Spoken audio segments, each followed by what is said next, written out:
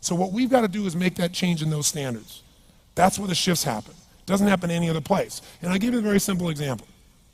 If you want to know the difference in people's lives, it all comes down to what are the things that are must for you versus shoulds.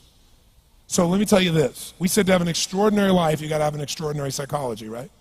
Extraordinary psychology means you got to live in an extraordinary state. To be in an extraordinary state, you got to condition your nervous system, your body, your physiology and focus to be at their best. Do you agree with this? Yes or no? Then to do that, though, you can do that. Why doesn't everybody?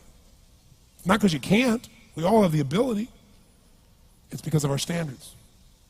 I remember a time early in my career, I was about 24, and I went to do a seminar in Boston.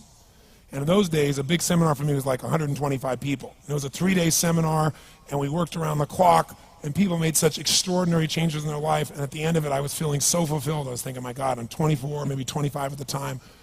And I am so happy because I have found my mission in life. I'm doing what I love. It's making a difference in people's lives. This is extraordinary. So we finished about midnight on the Sunday night.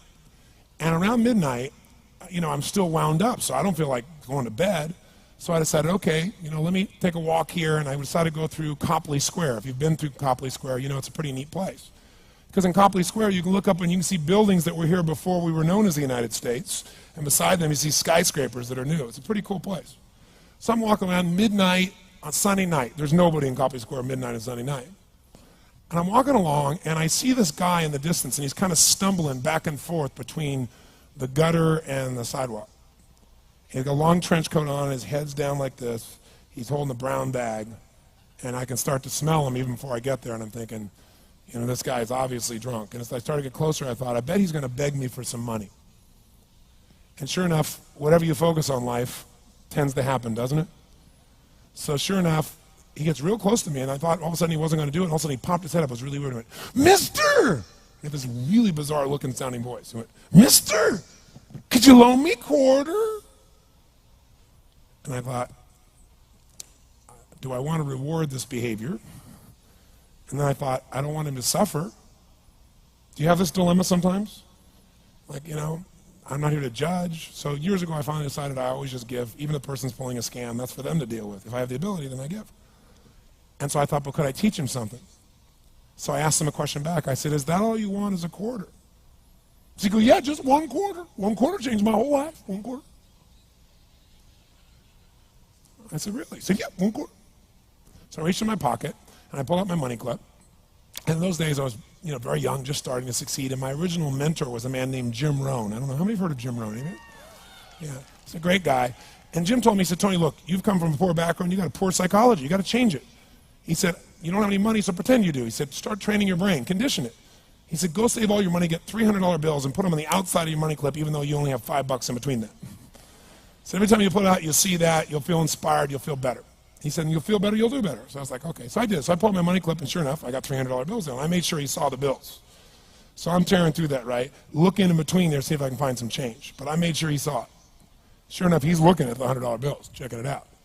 I find the quarter, I pull it out, take the money, put it in my pocket. I notice he's watching my hand going into the pocket. I took the quarter, and I looked at him, and I said, sir, life will pay any price you ask of it. And I gave him the quarter. And then something really interesting happened. He took the quarter. He looked at the quarter. He looked at me. He looked at my pocket. He looked back at the quarter, looked at me, looked at my pocket, looked at me again, looked at the quarter, looked at my pocket, looked back at me and said, you're weird. And then he shuffled on off like this, right?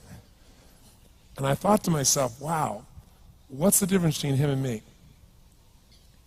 I mean, I was 24, 25 at the time, doing what I love most, have my mission in life, and he's in his early 60s, drunk on the street begging for quarters.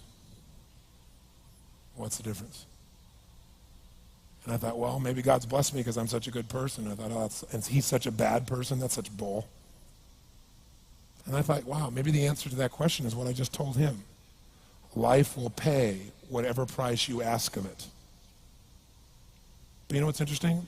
You got to ask intelligently. In the Bible it says, ask and you shall what? Yeah, pretty good formula. You ought to look into it. But you know what? It says, ask and you shall receive, but I'm sure it meant ask intelligently. I'm sure that's what God meant. I'm sure he didn't mean bitch and you will receive. Whine and you will receive. I don't think that was the instruction. Now, if you were going to ask intelligently, there might be 5 elements of that. Number one, you'd have to ask specifically, wouldn't you? You wouldn't ask in a general way. People do that all the time. They go, I want more money. Fine, here's $1, get out of here.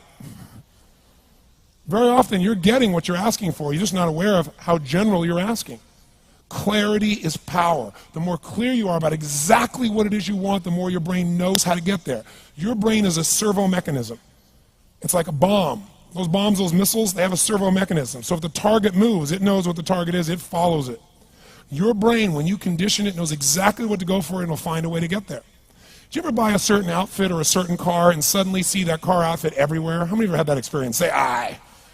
How come that car outfit's everywhere? It always was everywhere, but now you notice it. And the reason is because there's a part of your brain called the reticular activating system, the RAS. That part of your brain determines what you notice and what you don't notice. Your brain spends most of its time trying to make sure you don't notice because you'll go crazy if you notice everything. But when you decide what's most important to you, your brain goes after it. Everyone I know who's successful builds what I call an RPM plan. An RPM is built on the metaphor that the way to get from where you are to where do you want to go to the fastest is you got to build power, like in a car, RPMs.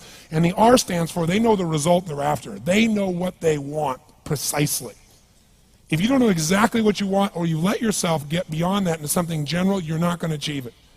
Clarity is power. You got to know the specific result you're after. What do you want? If you can't answer that question right now in your personal life, in your body, in your relationships, in your finances, in your spirituality, then you're not going to be as fulfilled as you want to be. Today we're going to have you answer one of those questions at least. The second part of it, you got to know P, why you're doing it. Because you know what? You may get a big goal. Somebody says, I want to make $1 billion. I want to bring peace to the earth. Why? Because as soon as you come up with a goal, all the obstacles show up. And unless you've got enough emotional drive to break through that, you're never going to discover what it really takes. So you got to get yourself past that. And the way to get past that is have enough reasons. Reasons come first, answers come second. This man did not know what he wanted. He did not have enough reasons. To ask intelligently, you got to ask specifically. To ask intelligently, you got to know why you want it, have enough drive to make it happen, enough juice to make it happen. If you don't have enough reasons, you will not make it happen. And the M is, what is your massive action plan? What is going to get you to actually fall through? Because the first plan's not going to work and the second plan's going to work, so you better have enough plans that if the first two don't work, you still got something else. Otherwise, you're going to be having excuses why it didn't work.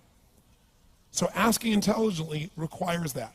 So if we're going to be extraordinary in our results, we've got to be in an extraordinary state. We've got to know what we want and we've got to go use it.